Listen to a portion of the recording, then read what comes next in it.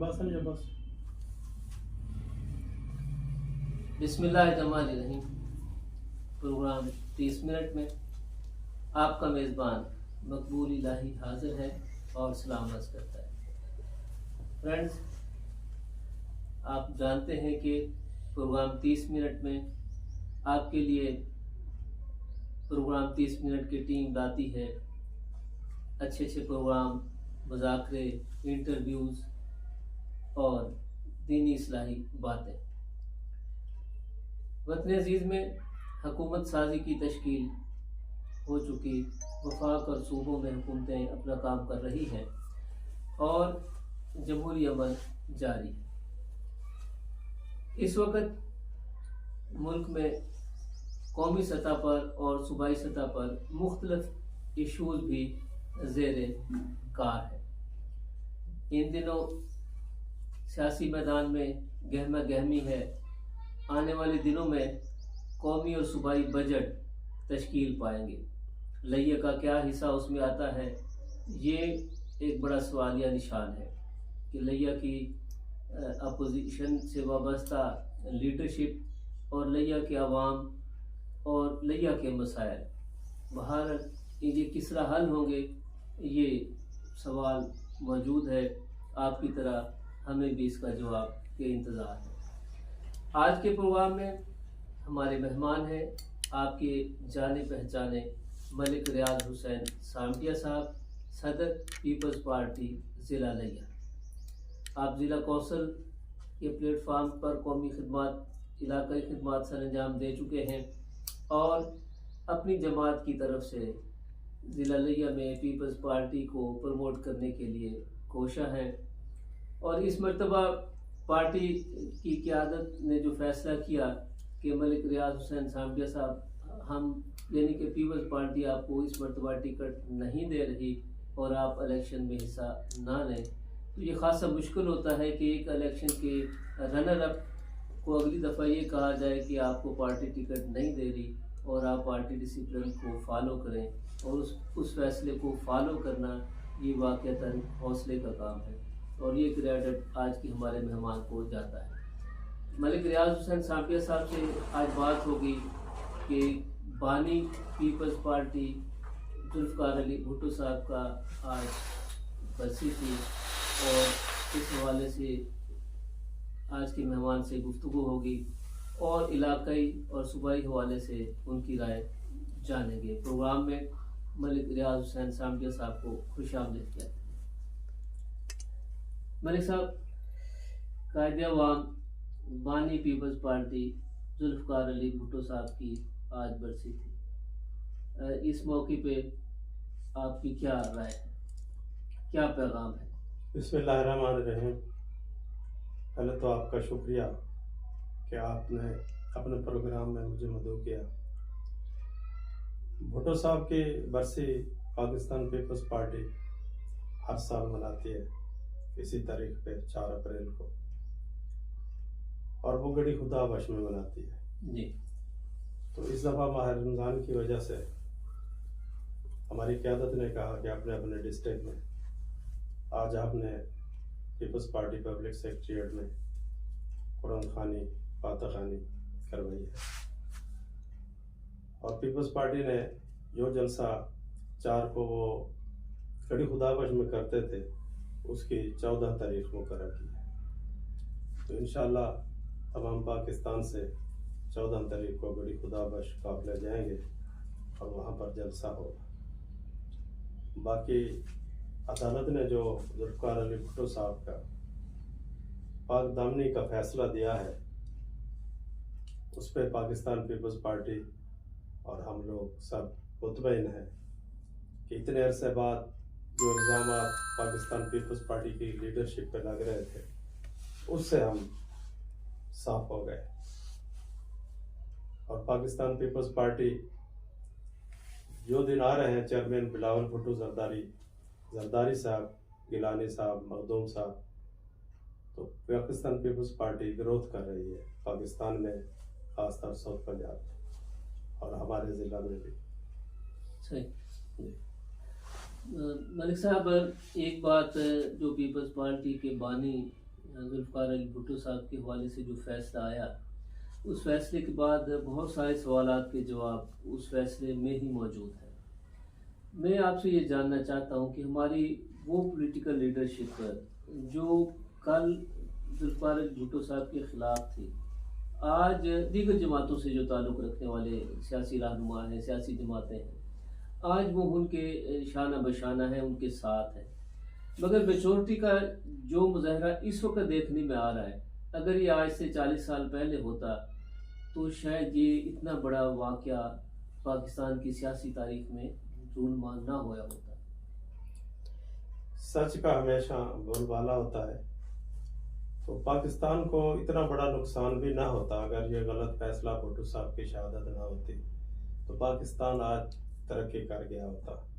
जो दिन आज हम महंगाई की शक्ल में देख रहे हैं या और जो भी तकालीफ पाकिस्तान में है, यह कम से कम ना होती।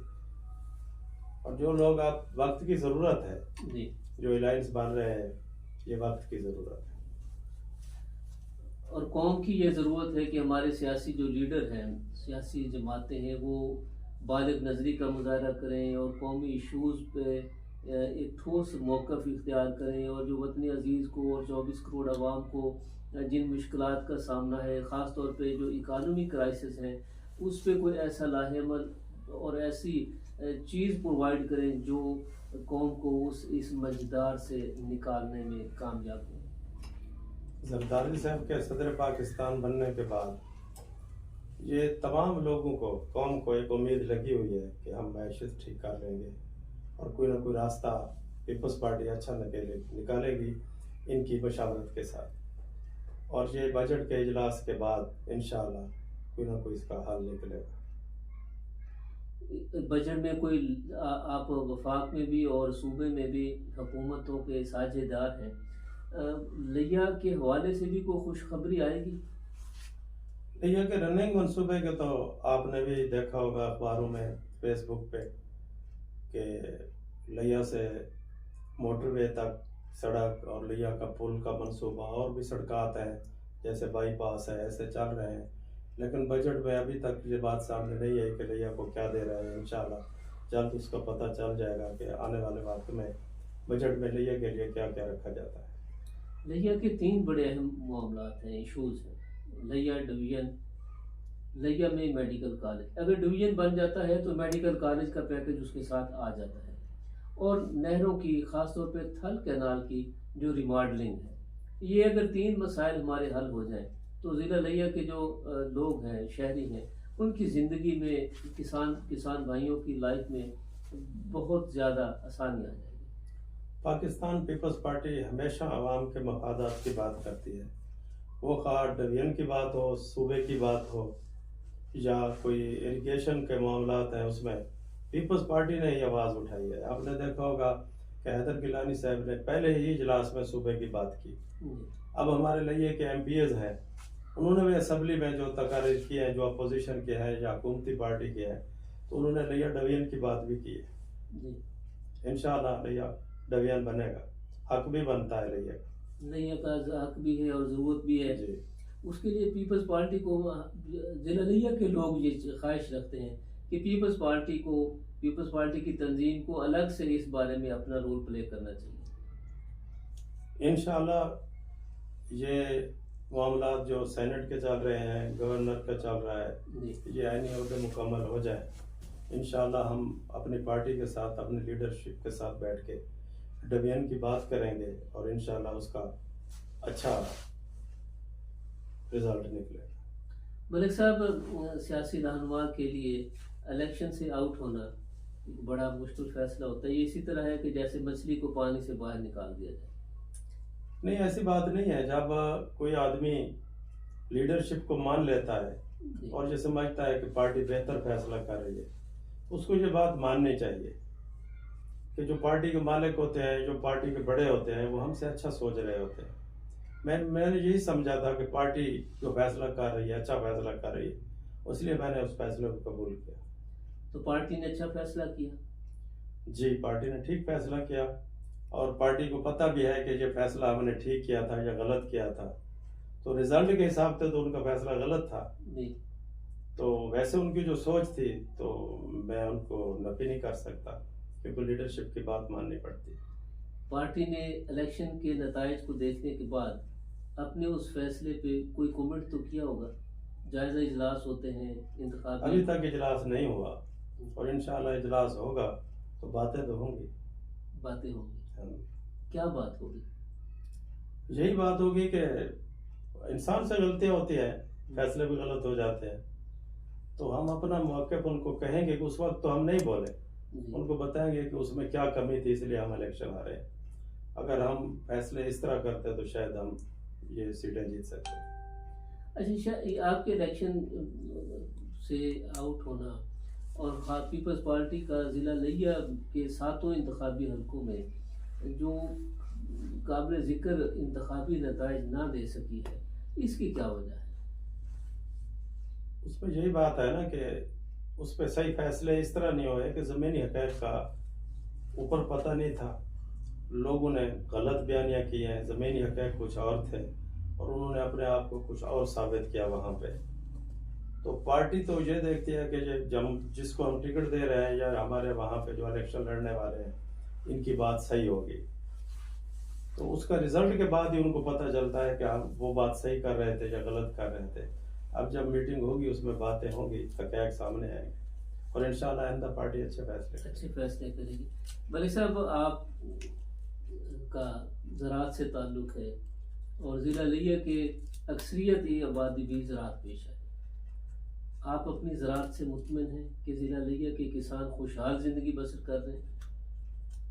देखो जी, ये लिया की बात नहीं है, ये पूरे पाकिस्तान की बात है जी। यहाँ पर जिम्मेदार को यह पता नहीं है कि जो चीज़ मैं काश्त कर रहा हूँ इसका मुआवजा मुझे क्या मिलेगा। जी। 2-3 चीज़ें हैं, गन्ना है, गंदम है, इसका रेट तो मुकर्रर हो जाता है। जी। बाकी आइली फसलें हैं, जो तमाम फसलें जो जिम्मेदार को फ़ायदा देती हैं, वो मंडी तक उसको पता नहीं होता कि इसका मुआवजा मुझे क्या मिलेगा। जी। हुकूमत पाकिस्तान को, क्योंकि हमारा ज़राई मुल्क है, हुकूमत पाकिस्तान को इस किस्म के जैसे गंदम का रेट मुकर्रर करती है या गन्ने का रेट मुकर्रर करती है, जिम्मेदार की लिया में जो फसलें होती हैं उनका पहले से जिम्मेदार को पता होना चाहिए कि हमारी इस चीज़ का रेट क्या है।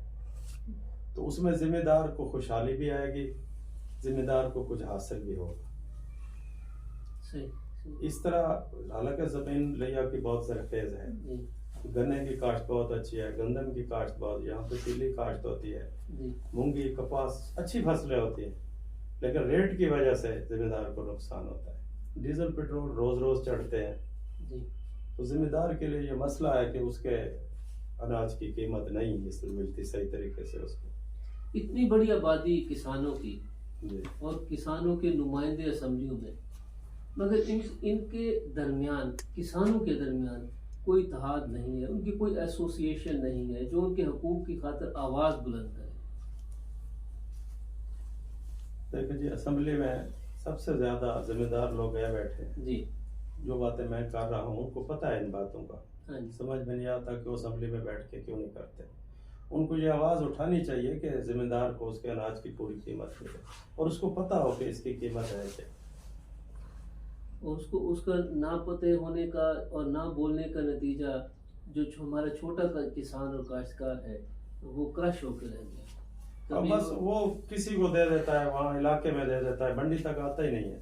कभी वो पटवारी के हाथों यरगमाल है, कभी पुलिस के हाथों और कभी वो माफिया के हाथों, मिडिल मैन के हाथों। उसका तो कोई पुरसान हाल नहीं। बस वो ये है ना कि हर जगह पे कोई इंडस्ट्री है या कोई चीज़ है, वहाँ पे लोग मुनज़्ज़म है, उनके ओहदेदार हैं जी। उनकी एक तंजीम है। हमारे काश्तकारों की कोई तंजीम नहीं। पता कि पार्टियों में भी किसान विंग वैसे तो है लेकिन फाल नहीं है। पीपल्स पार्टी के एक दौर में फाल होते थे जी, मगर अब ये शोबा भी आपका कमज़ोर हो गया। जी, कोशिश तो हम कर रहे हैं कि अब हमने किसान विंग के सदर भी बनाया है जी। और चला भी रहे हैं उसको, अल्लाह करे तो काम चल पड़े। हमारी नशेबी पट्टी में दरिया सिंध की तबाहकारियाँ एक मुस्तकिल दास्तान है, मुस्तकिल। जी, ये तो हम 5-6 नस्लों से सुनते आ रहे हैं जी कि जहाँ पे दरिया था, यहाँ पे दरिया था। पाकिस्तान का सबसे बड़ा दरिया है सिंध, जी ये किसी के कंट्रोल में नहीं है। इसका एक ही तरीका है कि सिपर बांध बनाया जाए, इसको रोका जाए। और इतना लंबा एरिया जो चश्मा से शुरू होता है और सिंध, हैदराबाद, कराची तक जाता है, तो इतना बड़ा सिपर, जहाँ जहाँ सिपर बने हैं, हमारे नैये के साथ भी थोड़े हिस्से में बना हुआ था जखड़ साइड पे, जी तो वहाँ पर कटाव रुक गया था। सही। तो इस सिलसिले में गवर्नमेंट पहले रो रही है कि हमारे पास फंड्स नहीं है। अगर गवर्नमेंट या बाहर की जो जहाँ से ये मिलता है फंड, IMF, हाँ, इस सिलसिले में वो कुछ करें तो इस मुसीबत से हम छुटकारा हासिल कर सकते हैं। दुनिया में बड़े बड़े दरिया हैं, हमारे दरिया सिंध से भी बड़े दरिया मौजूद हैं जहाँ 10 लाख क्यूसेक से ज़ायद पानी बहता है, मगर उन्होंने अपने दरिया कंट्रोल कर लिए हैं। उनके पास आलात हैं, दरिया की भल सफाई होती है। जी ईरान में भी है, हिंदुस्तान में भी है, और जगह पे है। उन्होंने जहाज बनाए, जब पानी कम होता है तो आगे जो रेत मिट्टी आती है उसको साइड पे करते हैं, उनको रास्ता देते हैं। जी ये कटाव होता है रास्ता बंद होने की वजह से, जी कि आगे मिट्टी फिर जिस साइड पे चला गया उसने तबाही मचा दी। तो यहाँ पे न जहाज है, न उसकी भल सफाई होती है, इसलिए दरिया हर दफ़ा जो फ्लड आता है वो अपना रास्ता तब्दील करता है और जिस साइड पे वो हमला करता है तबाह कर देता है ज़मीनों को। दरिया तबाह कर देता है। मगर ये हमारी हुकूमत जो है रेस्क्यू करने के नाम पर, इमरजेंसी के नाम पर तो करोड़ों रुपए खर्च करती है, मगर दरिया की बर्बादी को रोकने के लिए मुस्तकिल हल की तरफ नहीं जाती। मैंने अर्ज किया है ना, 2 हल हैं इसके, या तो इसके सिपर बंद और या उसकी भल सफाई। जी जब गवर्नमेंट इन दोनों में से कोई काम करेगी तो ये नुकसान से बचा जा सकता है। दरिया सिंध पे जो तौसा लैया को मिलाने के लिए जो पुल कायम किया गया है, इस पे बहुत सारे लोगों की राय है कि ये पुल इस जगह गलत कायम किया गया है। आपकी राय क्या है? सर, असल में ये मुख्तलिफ बंदों का अपना एक आइडिया होता है। हम तो ये कहते हैं कि दरिया पे पुल का बनना, लिया और तौसा के दरमियान ये फासला कम हो गया है।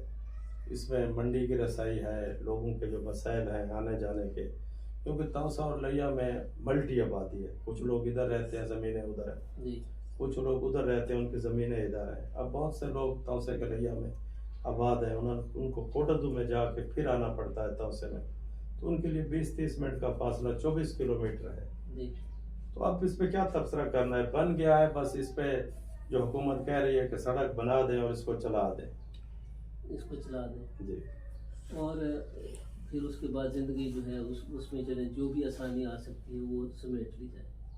बिल्कुल ठीक। लिया शहर जहाँ आप रहते हैं, लिया शहर के मसाइल भी तो आप देखते होंगे। यहाँ के शहरी सीवरेज के मसाइल हैं, यहाँ सेहत के मसाइल हैं, तजावज़ात की मुश्किलात हैं। कहीं आपको महकमा जात की कारकर्दगी नज़र आती है? मैंने देखा है यहाँ पे पहले वाला काम बाद में होता है जी और बाद वाला काम पहले होता है। सड़क बन जाती है, 1 महीने के बाद सीवरेज आ जाती है। जी जब सीवरेज आती है उस सड़क को फिर उखाड़ पुखाड़ हो गई, फिर वो साल नहीं बनती। अगली हुकूमत आएगी, इंडिया फंड आएगा, फिर वो नया मनसूबा बनेगा। इसमें पॉलिसी गलत है, पॉलिसी को बेहतर करना चाहिए। तो जो काम पहले करना है उसको पहले करें, मास्टर प्लान होना चाहिए। मास्टर प्लान ये नहीं है।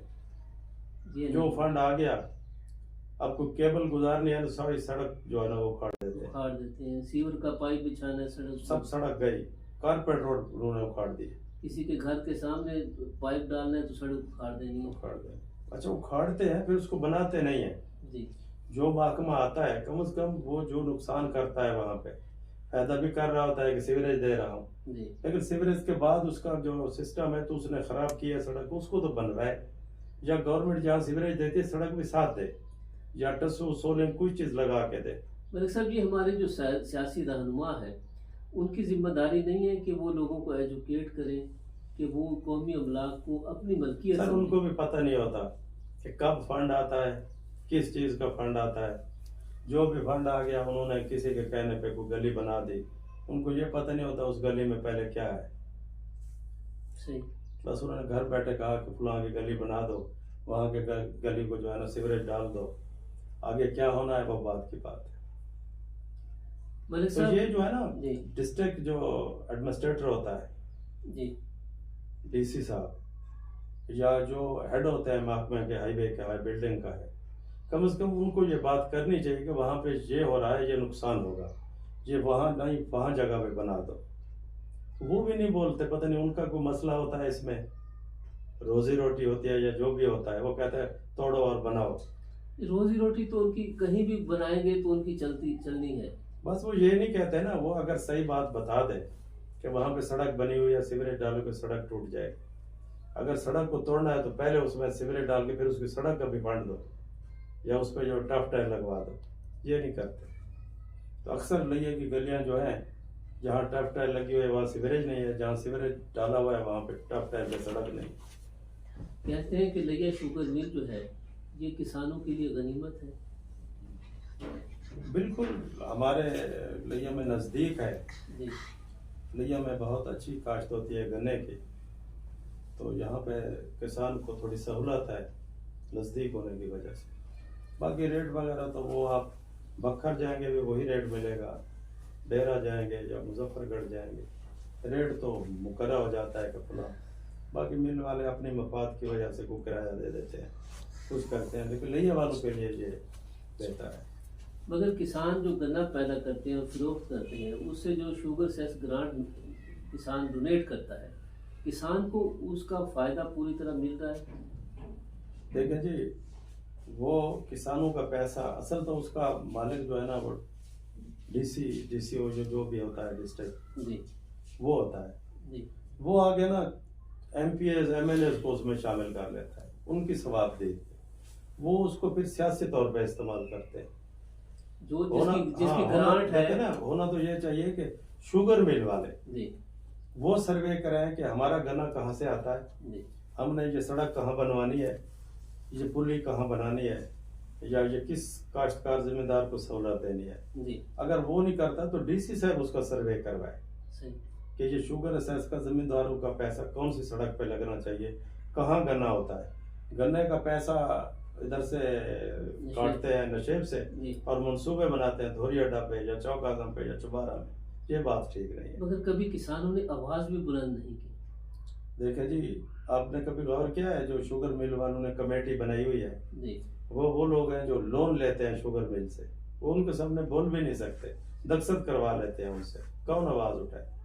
उन्होंने कभी किसी ताकतवर आदमी को या पावरफुल बंदे को उस कमेटी में मेंबर कभी नहीं बनाया, अगर एक दो थे तो उनको निकलवा दिया। कभी पीपल्स पार्टी ने भी आवाज नहीं उठाई।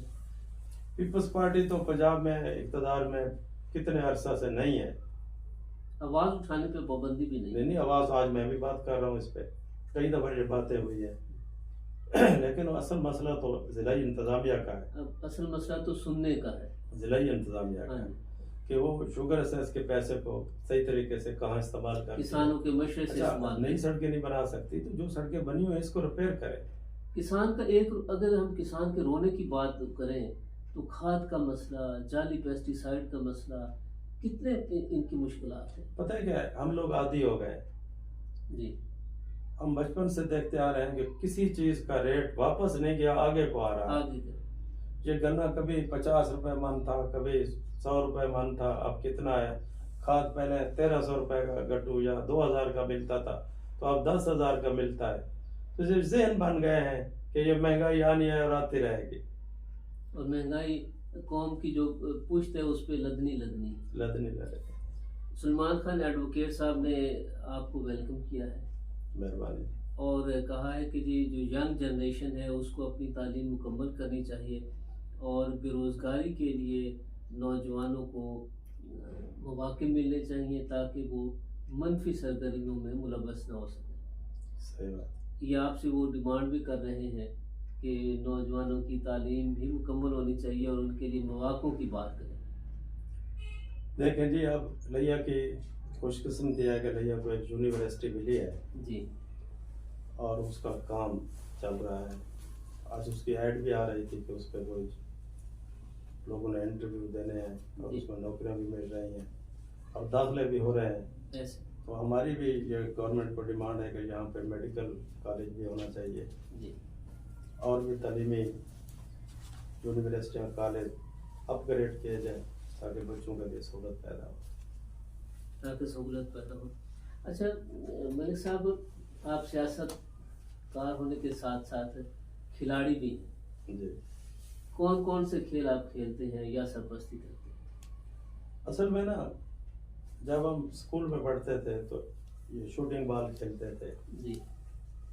तो उसके बाद ये क्रिकेट आ गई, फिर क्रिकेट खेलते थे। कोई वैसे स्पोर्ट्स से लगाव था जी। ज़्यादातर शूटिंग बॉल से। तो मैं पंजाब का जनरल सेक्रेटरी भी रहा हूँ शूटिंग बॉल का सही। 5 साल। तो अब भी पाकिस्तान पूरे में जो टूर्नामेंट हो रहे हैं जी। तो मैं अक्सर पे जाता हूँ। अब लिया में ईद के बाद एक काजमी चौक पे भी शूटिंग बॉल का टूर्नामेंट हो रहा है, ऑल पाकिस्तान करोड़ में भी होते हैं। लिया में सबसे ज़्यादा शूटिंग बॉल के ऑल पाकिस्तान टूर्नामेंट होते हैं। उसकी वजह हमारी दिलचस्पी है। सही। और घोड़े भी आपने पाल रखे हैं, घोड़ों को पालने का भी शौक है आपको? जी, घोड़ा पालना हमारा विरासती शौक है। बड़ा महंगा शौक है। हाँ, हमारा दादा जो है वो सवारी वाले घोड़े रखते थे। जी। वालिद साहब जो है ना ये डांस वाले घोड़े रखते हैं। तो ये विरासती शौक है। अब मेरे पास भी 7-8 घोड़े हैं। लोगों के लिए तो घर चलाना मुश्किल हो गया और आप घोड़ों की खिदमत खातिर के लिए वक्फ है। सर, ये भी खुदा की मखलूक है। किसी न किसी बहाने किसी के घर रहना तो है उन्होंने। सही बात है। तो मैं ये समझता हूँ, हदीस पाक में भी है जी। कि अल्लाह की ज़ात जिस पे राज़ी होती है उसको अच्छा घोड़ा देती है और ज़्यादा राज़ी होती है तो बहुत सारे घोड़े देती है। तो मैं तो इसी बात पे शुक्रगुजार हूँ कि अल्लाह ने मुझे ये घोड़े अनायत किए। मलिक साहब, सियासत में आपकी पसंदीदा शख्सियत कौन है? देखिए जी, क्योंकि मैं पीपल्स पार्टी का हूँ जी। और भुट्टो साहब के मंशूर की वजह से ही हम पीपल्स पार्टी में आए थे। ठीक है। उसके बाद बीबी का किरदार देखें। मैं तो ये समझता हूँ कि पीपल्स पार्टी से अच्छी क़यादत नहीं है। मैं पीपल्स पार्टी की जो भी क़यादत है, वो आसिफ अली जरदारी हो, वो चेयरमैन बिलावल भुट्टो हो, जो भी हो, हम उनसे मोहब्बत करते हैं। तो हमने अपना लीडर समझते हैं। और अगर मैं ज़िला लिया की बात करूं जी। कि ज़िला लिया में पिछले 50 वर्षों में बहुत सारे नए चेहरे भी आए और पुराने भी मौजूद हैं। आप किसको नंबर देते हैं कि जी पर्सनैलिटी के एतबार से, सियासी कद-काठ के एतबार से फलां शख्सियत जो है वो टॉप पर है? देखिए जी, हमसे पहले जी। लिया में जो सियासत थी उसमें बड़े बड़े नाम थे। उसमें बहराम खां सियड़ था, लाल खां मगसी था, चौधरी अस्कर अली गुजर, जी। गुलाम मोहम्मद सिवाग। तो मैं समझता हूँ उस वक्त पाक साफ सियासत थी। उसमें न्याज जखड़ का किरदार अच्छा था, जहांगीर सियड़ का किरदार था। अब तो आप देख रहे हैं मफाद परस्ती है, जहाँ मफाद है वहीं चले जाते हैं। सही। लोग एक पार्टी में बनते हैं, दूसरे दिन दूसरी पार्टी में। उस वक्त सियासतदान के अपने फैसले होते थे, अब सियासतदान के अपने फैसले नहीं है। अब यूथ उनसे फैसले कराती है या किसी के प्रेशर में आके फैसले करते हैं। सही। तो सियासत जो वो सियासत नहीं रही जो आज से 30-40 साल पहले थी। अब तो सियासत में पहले की निस्बत पहले किरदार पे तवज्जो होती थी। जिस तरह मशहूर है कि सामटिया फैमिली ने हमेशा शराफत की सियासत की है। हाजी अल्लाह भाई सामटिया हमारे बुजुर्ग 2 दफ़ा MPA बने हैं जी। और 2 दफ़ा इलेक्शन लड़े हैं। तो उन्होंने अपने बाप दादा के 15-20 एकड़ रकबा बेच के सियासत पे लगाया है। और आपके सामने है जो लोग सियासत में आए हैं तो उनका कुछ नहीं था और करोड़ोंपति और जायदादों वाले बन गए। ये फ़र्क है सामटिया बिरादरी और दूसरे सियासतदान। मगर लोग फिर खिदमत के इस जो रोल है, ये जो रोल है पल्ले से खर्च करना, जी, उनको आजकल कबूल नहीं कर रहे। आप नहीं, आप देखें मैंने 18 में इलेक्शन लड़ा, मैंने 19,000 वोट लिया। जी। जबकि अवाम को पता था कि पाकिस्तान पीपल्स पार्टी पंजाब में नहीं है। जी। तो उन्होंने 19,000 वोट जो दिया है तो हमारे किरदार की वजह से दी, पार्टी को वोट दिया, पार्टी के किरदार की वजह से वोट दिया। जी मलिक साहब, आइंदा इलेक्शन का क्या इरादा है? सियासत में जी ये बात है, कोई आदमी कम ही लोग हैं जो बूढ़े वक्त भी सियासत छोड़ देते हैं जाके, वरना लड़ते रहते हैं। हमारी भी ख्वाहिश है, पार्टी के फैसले होंगे, पार्टी ने हमें इलेक्शन लड़ाया, चाहे वो मुझे एनए का इलेक्शन लड़ाए या पीपी का इलेक्शन लड़ाए, जो भी पार्टी का फैसला होगा वो कबूल है। कहते हैं कि सियासत में वही कामयाब होता है जिसकी ज़िला में डिप्टी कमिश्नर और डिस्ट्रिक्ट पुलिस ऑफिसर के दफातर के साथ बनी हुई है। ये ज़रूरी नहीं, हम 2 दफ़ा MPA बने हैं जी हाजी अला भाई सामने का, तो उनका कभी पुलिस के साथ या इंतज़ामिया के साथ ये गठजोड़ नहीं था। मार फजल सुमरा का कितना गठजोड़ था, ये ज़रूरी नहीं है। कुछ लोग हैं जिनका इनके बगैर गुजारा नहीं होता। आजकल तो यूथ जो है जी सारा कंट्रोल उसके हाथ में चला गया। पीपल्स पार्टी उन्हें अपनी तरफ मतवज्जो करने में कामयाब हो पाएगी? अब हमने पार्टी की तरफ से प्रोग्राम बनाए हैं जिसमें डिजिटल मीडिया का प्रोग्राम है, उसमें यूथ है जी, और यूथ को हम प्रमोट कर रहे हैं, उन तंजीमें भी बना रहे हैं, वो यूनियन कौंसिल लेवल तक हम जा रहे हैं और इंशाल्लाह यूथ आने वाले इलेक्शन में पीपल्स पार्टी के साथ होगा। मलिक साहब, हमारे प्रोग्राम का वक्त ख़त्म हुआ। निस्फ घंटे 30 मिनट में बहुत सारी बातें तो नहीं हो सकती, मगर चीदा चीदा बातें तो हो गई। जी हमारे दोस्तों के नाम आप कोई बात पैगाम पहुंचाना चाहें? जी, यूथ को पैगाम है कि आप बेशक मोबाइल इस्तेमाल करें जी, लेकिन किताबें पढ़ें, वाह वाह, वो पार्टी की हों या शोरा की हों, तो उसमें उनको बहुत सी चीज़ें मिलेंगी जो आने वाले वक्त में उनके काम है। बहुत खूब, बहुत ज़बरदस्त। फ्रेंड्स, प्रोग्राम 30 मिनट में आज हमारे मेहमान थे Malik Riaz Hussain Samtia, district president Pakistan Peoples Party लिया। मलिक रियाज हुसैन सामटिया साहब ने इख्तितामी लम्हात में बहुत ज़बरदस्त बात की कि अपनी नौजवान बिरादरी बेशक मोबाइल फ़ोन इस्तेमाल करे, मगर उसमें इतना ज़रूर लिहाज करे कि उसे किताब से अपना रिश्ता और वास्ता उसको नहीं ख़त्म करना। किताब और कागज़ के ताल्लुक़ को मज़बूत करना है, क्योंकि किताब ही वो बेहतरीन साथी है जो आपको अंधेरों से रोशनी की तरफ लाने में सपोर्ट फराहम करती है। किताब ही वो एक शाह कलीद है जो आपको दुनिया की नाकामियों से निकाल कर कामयाबियों की शाहराह पर ले जाती है। आइंदा सियासत के लिए हमारे मेहमान मुतमिन हैं कि पीपल्स पार्टी पंजाब में ग्रो करेगी, कर रही है, और सरायकी सूबा भी वजूद में आएगा, और लिया में नए बजट में यकीनी तौर पर बड़े मनसूबाजात भी आएंगे और पीपल्स पार्टी लिया डिवीज़न के क़याम के लिए अपना रोल प्ले करेगी।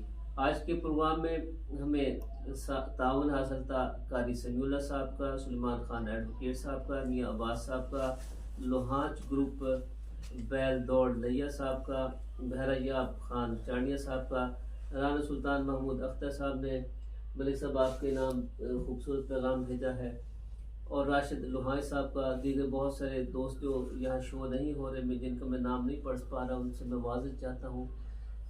फ्रेंड्स, ये प्रोग्राम आप तक पहुँचाने में हमें सरपरस्ती हासिल थी अब्दुर्रहमान फरीदी साहब की, और इस वक्त प्रोग्राम का इख्तिताम हुआ जाता है इस दुआ और इस ख्वाहिश के साथ कि आप जहाँ भी रहें अपने हिस्से की शमा जलाते रहें। अपने मेज़बान मकबूल इलाही को इजाज़त दीजिए। अल्लाह निगहबान।